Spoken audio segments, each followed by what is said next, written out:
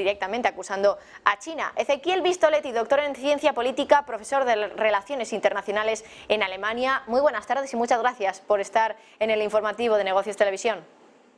Hola, ¿qué tal? Un placer acompañarlos. Bueno, Ezequiel, quería preguntarte directamente por ese globo espía que dice Estados Unidos que es de China y que ha estado sobrevolando el territorio estadounidense. Ya hemos profundizado un poquito más en qué son los globos espía, por qué se utilizan en lugar de utilizar satélites.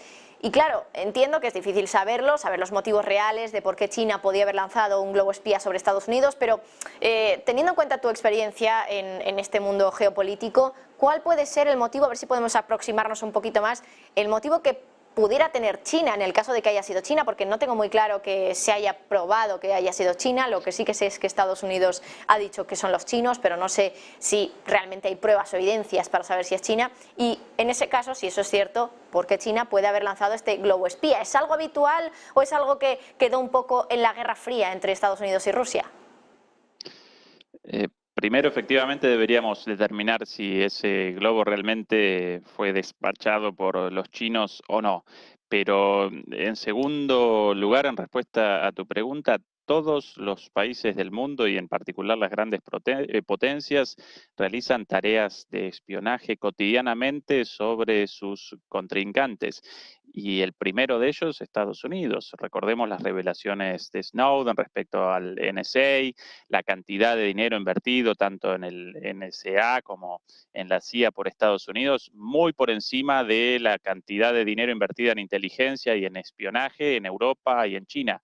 Así que más allá de las sobreactuaciones y la escenificación, eh, el espionaje representa una actividad cotidiana de las grandes potencias. Ahora, ¿cuál el conflicto actual o por qué la relevancia de esta situación? Bueno, sencillamente por la disputa entre Estados Unidos y China en el marco de la transición de el viejo orden mundial unipolar hacia el nuevo orden mundial en ciernes, yo lo caracterizo como multicéntrico, pero con Estados Unidos y China como las dos potencias más importantes. Así que ese es el contexto. Además, aparentemente este globo habría realizado un recorrido por encima de otros países latinoamericanos y ahí aparece la cuestión de los recursos naturales de América Latina, donde evidentemente o donde efectivamente la disputa entre Estados Unidos y China aparece al rojo vivo, ¿no? Precisamente por estos recursos naturales. Luego al rojo vivo, ¿no? Sobre todo después de los mensajes que trasladó China respecto a Estados Unidos, que les contábamos también a los espectadores la semana pasada cuando les llamaba los chinos a los estadounidenses matones y perturbadores de la cadena de suministro. Eso solo algunas cosas que escuchamos de China. Sin embargo, sí que es cierto que en los próximos días Antony Blinken, el secretario de Estado, va a viajar hasta China. ¿Qué es lo que se espera de esa reunión? ¿Con quién va a reunirse Antony Blinken? Y si se espera que haya algún acercamiento de posturas, Ezequiel. En realidad, el conflicto de fondo lo caracterizamos recién y cualquier encuentro actual aparece en ese contexto, ¿sí? Estados Unidos en este momento presenta una estrategia zigzagueante en cuanto a China. Por un lado, la declaración de la unidad de China, del respeto de China. Por el otro lado, provocaciones en Taiwán. Bueno, la visita de Blinken va a aparecer sin lugar a dudas en este contexto, como también la reunión entre Biden y Xi Jinping hace no mucho en la cumbre del G20.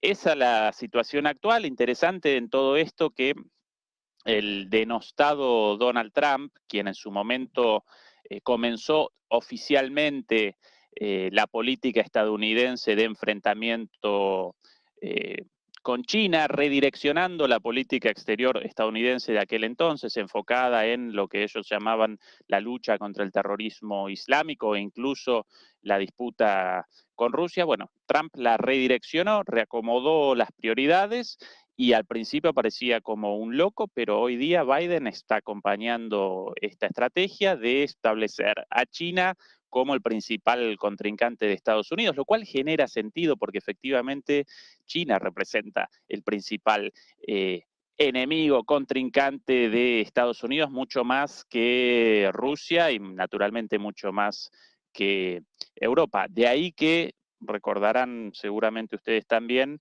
en el último documento de la OTAN respecto a sus lineamientos, bueno, Rusia aparece como amenaza y China como desafío, pero originalmente en el borrador de ese documento elaborado por Estados Unidos, China también aparecía como amenaza. Y la presión de Alemania y Francia determinó que finalmente fuera reacomodada China, recategorizada como un desafío. Es el conflicto de fondo y en ese marco, tanto lo del globo como esta visita.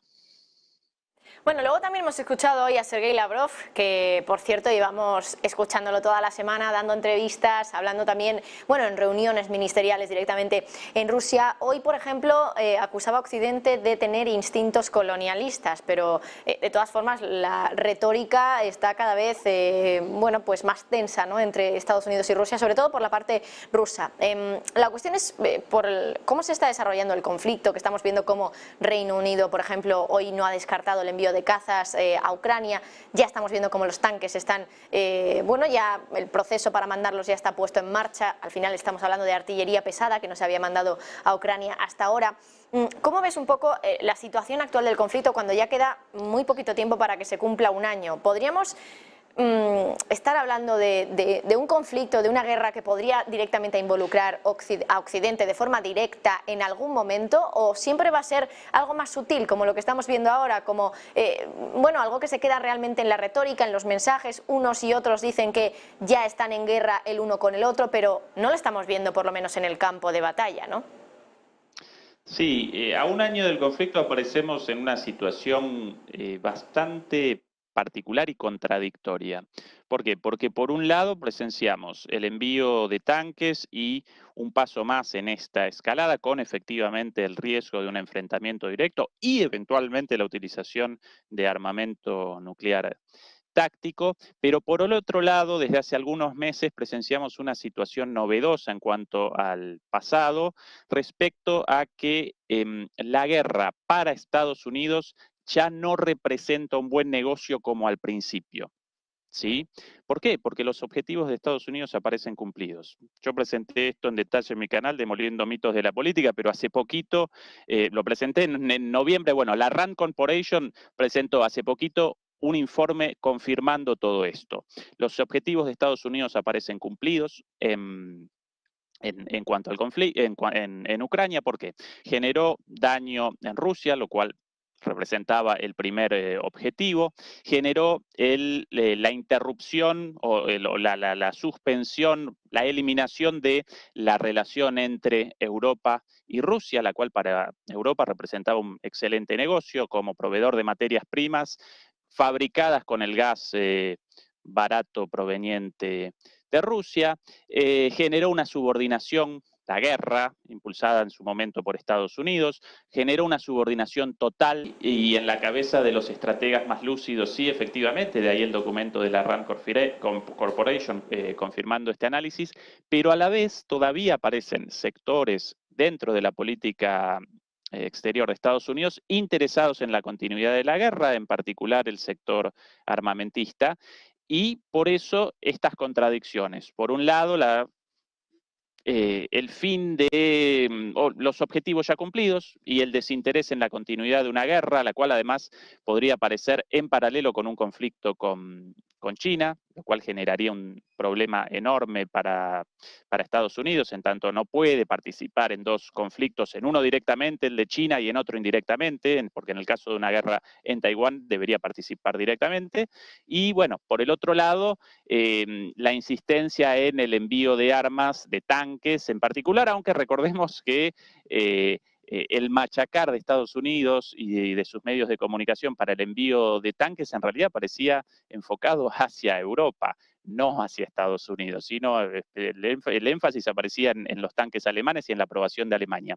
Así que esa es la contradicción actual, esa es la lucha de intereses.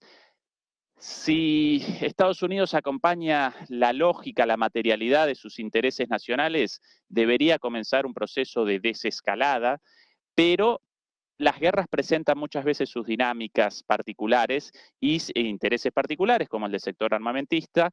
Por eso todavía no presenciamos, más allá de algunos gestos en particular, todavía no presenciamos acciones concretas de Estados Unidos respecto a una desescalada, más allá también de algunos rumores, como de este supuesto plan presentado por Blinken para generar un acuerdo con la cesión supuestamente del 20% del territorio ucraniano a Rusia. Bueno, después ese rumor fue rechazado, pero esta es la situación actual de contradicciones en la política exterior de Estados Unidos, pero en última instancia Estados Unidos va a determinar o la continuidad o el fin de la guerra. Bueno, pues nos quedamos con esa frase, desde luego muy potente. Estados Unidos va a ser quien determine si la guerra continúa o si se acaba ya. Ezequiel Bisoletti, muchísimas gracias por estar con nosotros.